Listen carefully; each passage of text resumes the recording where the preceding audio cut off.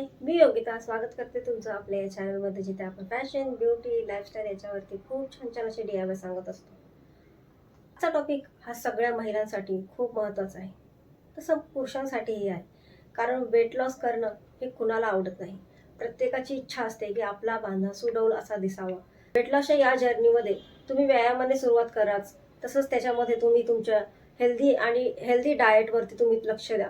पण तसंच तुम्ही या तुमच्या जर्नीमध्ये जर चिया सीड्स वापरली तर त्याच्यामुळे तुमच्या वेट लॉसमध्ये खूप असा चमत्कारिक फायदा होणार आहे. पण चिया सीड्स खायचे की सब्जा सीड्स हा प्रश्न भरपूर जणांना असतो. बऱ्याच जणांना असं वाटतं की चिया सीड्स आणि सब्जा सीड्स हे सेमच आहेत, तर तसं नाही आहे. हां, त्यांचे गुणधर्म सेमच आहेत, पण हे वेगवेगळे प्रकार आहेत. तर आजच्या या व्हिडिओमध्ये मी तुमच्याबरोबर शेअर करणार आहे. सर्वप्रथम मी तुम्हाला सांगणार आहे की ह्या सीड्सचे हेल्थ बेनिफिट. दुसरं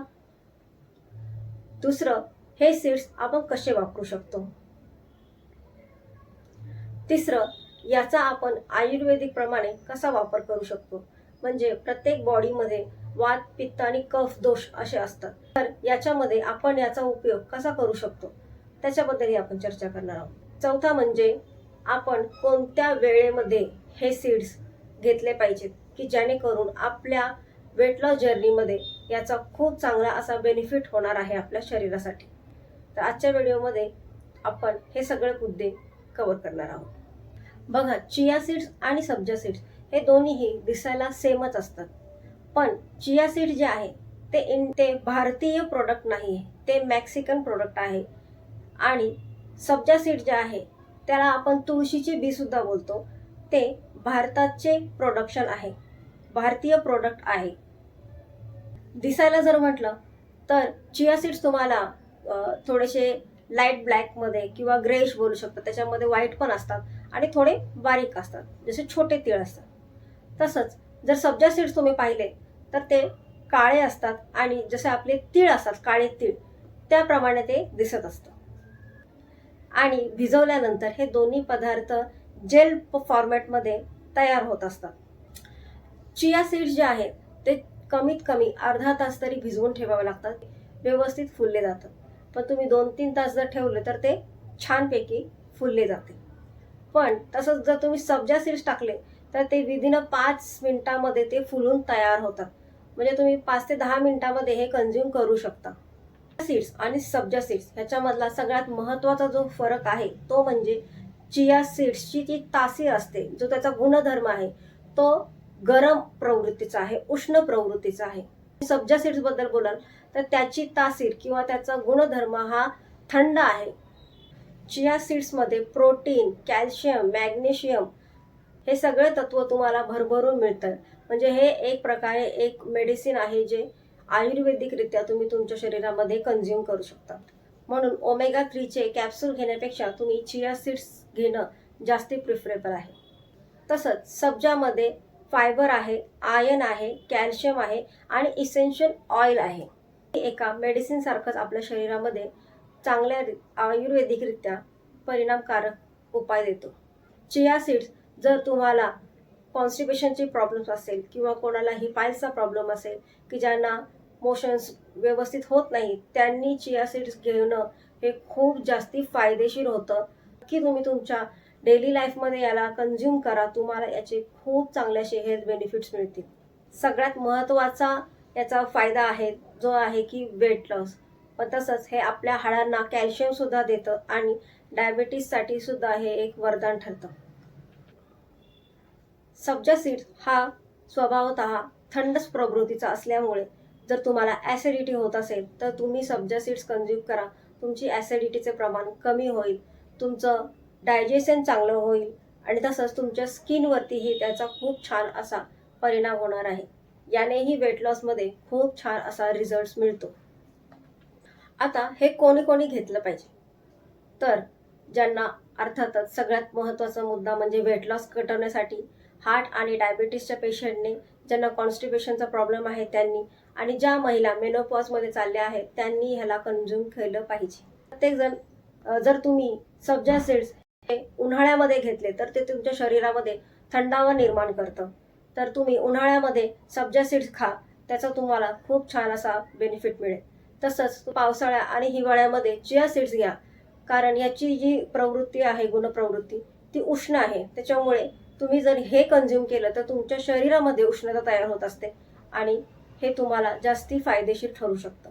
आता हे कोणी खायचं आहे आणि कोणी नाही खायचं आहे. ज्यांचे BP लो आहे त्यांनी खाऊ नये, किंवा ज्यांना सतत लूज मोशन्स होत असतील की बाहेरचं काही खाल्लं आणि त्यांना लूज मोशन्स होते, तर त्यांनीही घेऊ नये, कारण याच्यामध्ये असणारे फायबर्स आपले मोशन्स क्लिअर करण्यासाठी मदत करतं. तर त्याच्यामुळे तुम्हाला अजून मोशन्स होण्याची शक्यता असते, त्याच्यामुळे तुम्ही घेऊ नका.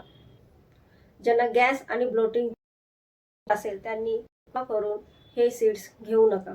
त्याच्यामुळे तुम्ही चिया सीड्स घेऊच नका. पण जर घ्यायचं असेल तर अगदी थोड्या प्रमाणामध्ये, म्हणजे पाऊण चमच्यावरच तुम्ही ह्याला कंझ्युम करू शकता. तर ज्यांच्या शरीरामध्ये आयर्नची कमतरता आहे किंवा ज्यांचं शरीर सतत थंड असतं, त्यांनी सब्जा सीड्स घेऊ नये, कारण सब्जाचा धर्म आहे की तो थंड प्रवृत्तीचा आहे. त्याच्यामुळे तो अजून तुमचं शरीर थंड करण्यास कारणीभूत ठरेल. तर ज्यांचं शरीर थंड असतं त्यांनी सब्जा सीड्स घेऊ नये. तसंच सब्जा सीड्स तुम्ही पावसाळ्यात आणि हिवाळ्यामध्ये घेऊ नका, तुम्ही उन्हाळ्यामध्येच घ्या. थर्ड, तुम्ही जर प्रेग्नेंट असाल तर प्रेग्नेंट लेडीजने सब्जा सीड्स घेऊ नये. ज्यांना खोकला आणि सर्दी सतत होत असेल त्या लोकांनीही घेऊ नये. शरीर आपलं थंड राहत असतं. सगळ्यात महत्त्वाचा प्रश्न, कधी घ्यायचा, कोणता बेस्ट टाइम आहे याला कंझ्युम करण्याचा. तुम्ही चिया सीड्स तुम्ही सकाळी उपाशी पोटी घेऊ शकता, किंवा तुम्ही तुमच्या ब्रेकफास्टमध्ये सुद्धा ॲड करून, जसं की तुम्ही तुमच्या जर तुम्ही वेट लॉसमध्ये असाल तर तुम्ही तुमच्या शेक्समध्ये टाकू शकता, किंवा जे तुम्ही सॅलड बनवा त्याच्यामध्येही तुम्ही टाकू शकता. तर तुम्ही आयडियली तुम्ही हे खाऊ शकता, त्याला काहीही प्रॉब्लेम नाही.